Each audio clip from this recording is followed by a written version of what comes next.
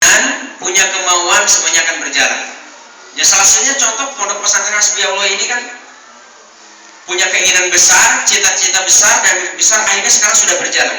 Dan mudah-mudahan suatu saat ini menjadi ma'had yang sangat luar biasa. Gontor aja bisa dikatakan pondok yang besar itu setelah 80 tahun, sekarang baru dikenal setelah 80 tahun. Darun Najah, orang bisa kenal Darun Najah setelah di atas 30 tahun ke atas. Umurnya lama. Hasbiyallah baru 3 tahun, orang sudah banyak nih, ada dari Aceh, insya Allah itu sudah mulai pengenalan, ya kan? Itu butuh proses. Jadi nggak bisa instan, semuanya butuh proses. Proses itu ya berawal dari yang kecil. Kita harus kecil dulu, nggak bisa langsung blek gede. Ya bayi aja lahir nggak langsung lari kan? Nah, pasti iyak dulu lah. Nggak bisa ngomong dulu, kemudian merangkak dan sebagainya. Jadi butuh proses. Ya proses itu harus dijalani dengan istiqomah. Yang mudah-mudahan yang baru masuk khususnya, ya, murid baru, kemudian yang lama juga bisa istiqomah belajar di sini. Pertama itu adalah proses pendidikan. Kita pendidikan ini full day. Kegiatannya dari pagi kemudian sampai pagi itu bernilaikan pendidikan, ya, bernilaikan pendidikan. Pengajarannya kapan? Pengajarannya di kelas itu sistem klasikal itu adalah proses pengajaran, ya, itu pancajangka. Kemudian yang kedua adalah kaderisasi. Nanti setelah alumni pertama ada yang namanya kader.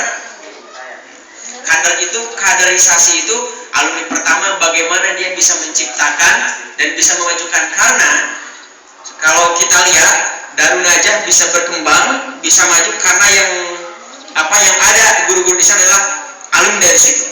Kemudian Gontor bisa berkembang karena Gontor itu gurunya, pimpinannya, semuanya adalah alumni Gontor.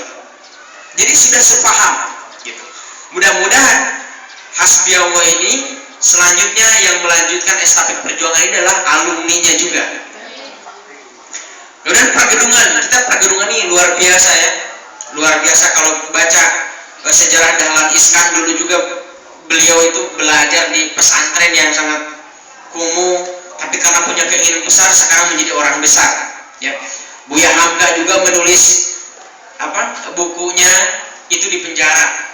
Artinya orang-orang yang banyak keterbatasan tapi mampu membuat satu sejarah yang sangat luar biasa. Kita yang serba bebas lah, lengkap semuanya, masa kalah. Ya, kita sama-sama. Artinya lembaga itu bisa maju kalau kita bisa berjalan satu arah dan satu langkah. Gitu. Pimpinan yang maunya begini, gurunya, stafnya, santrinya harus searah, biar semuanya sama. Kalau pimpinannya maunya begini, tapi santrinya maunya begitu, ya tidak akan, karena berlawanan arah. Jadi harus searah. Artinya apa? Apapun yang menjadi keputusan, apapun yang menjadi peraturan dari pimpinan, melewati pengasuhan, melewati nanti pembelajaran dan sebagainya, santri itu harus mentaati. Kemudian pengadaan sumber dana ini tanggung jawab pimpinan, kemudian bagian pendanaan dan sebagainya. Oke, ini orientasi pendidikan. Karena kita berbicara masalah kurikulum, ya. Ini orientasi pendidikan kita dan pengajaran itu apa? Pertama, keislaman. Itu udah pasti, ya. Contoh apa keislaman itu? Contoh yang berkaitan dengan keislaman apa? Yang di Rosa Islamiyah.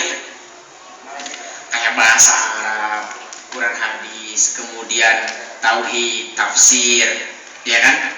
Kemudian apa lagi itu? Banyak lah ya, mutolaah. Di Rosa Islamiyah itu keislaman, pemahaman tentang tentang Islam, ya. Kemudian orientasinya adalah tujuan, ya. Kemudian adalah keilmuan, ya. Anak-anak ini didik bagaimana dia bisa berkreasi. Makanya di K13 kalau lihat kurikulum 2013 untuk SD, SMP 1 sampai 2 itu anak-anak di K13 itu bagaimana bisa menjadi active and creative learning. Itu yang tujuannya. Active and creative learning. Bagaimana bisa belajar aktif dan kreatif. Sebelum kurikulum 2013 itu muncul, kegiatan aktif dan creative learning itu sudah dipelajari di pondok pesantren modern. Salah satunya anak-anak bagaimana anak bisa berdiskusi, bagaimana anak bisa memecahkan permasalahan. Makanya nanti ada bagaimana anak-anak itu bisa membuat suatu karya ilmiah, kemudian bisa mempresentasikannya, bisa mempertanggungjawabkannya. Itu kan salah satu active and creative learning. Jadi anak-anak tidak monoton. Artinya bagaimana anak ini bisa berkembang, bisa berpengetahuan luas. Ya. Kemudian kemasyarakatan. Kemasyarakatan ini ya anak-anak bagaimana dia bisa terjun ke dalam masyarakat, bisa bergabung dengan masyarakat. Ya. Jadi berjihad itu tidak harus pergi ke medan perang. Kita berjihad itu mencari ilmu jauh dari orang tua, ini juga berjihad. Ya, mudah-mudahan kita termasuk orang-orang yang beruntung ya. Kemudian strategi pendidikan. Nah, strategi pendidikan pondok modern ya. Strategi pendidikan pondok modern adalah pertama, kehidupan pondok dengan segala totalitasnya menjadi media pembelajaran dan pendidikan. Pasti itu ya. Jadi kehidupan pondok dengan segala totalitasnya menjadi media pembelajaran dan pendidikan. Pertanyaannya, semua ya apa yang kita lihat, yang kita dengar itu adalah bentuknya pendidikan. Makanya saya setuju di program pengasuhan nanti pengasuhan akan menyampaikan juga bahwa yang paling pertama harus ditekankan adalah akhlak.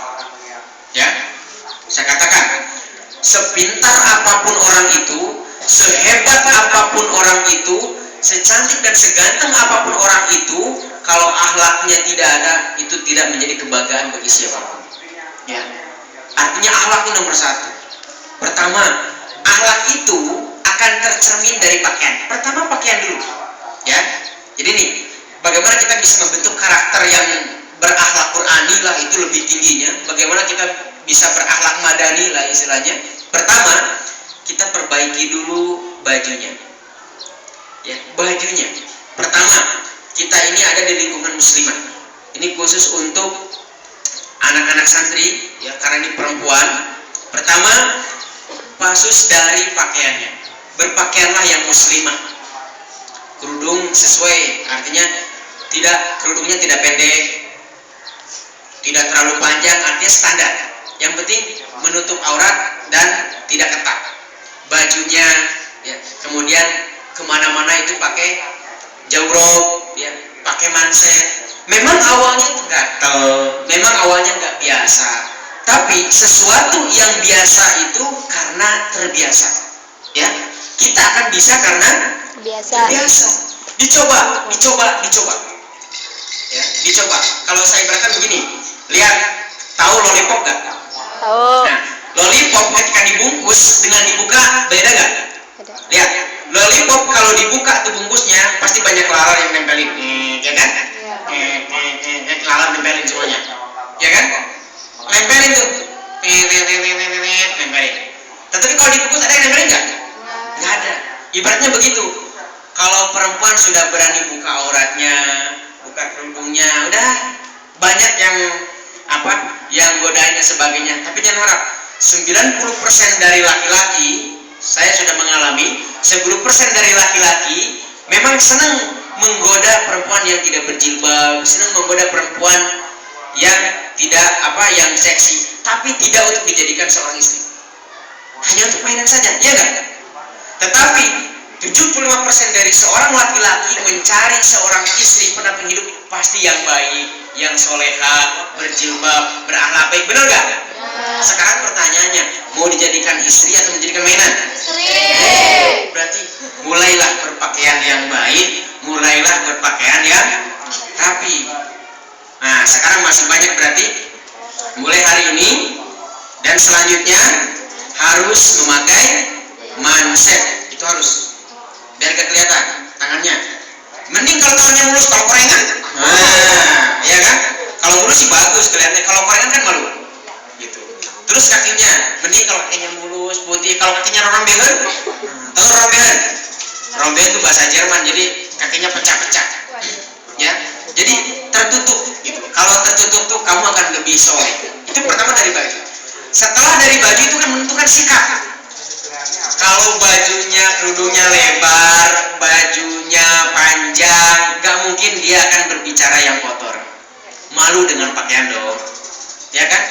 Gak mungkin dia akan jingkrak-jingkrakan.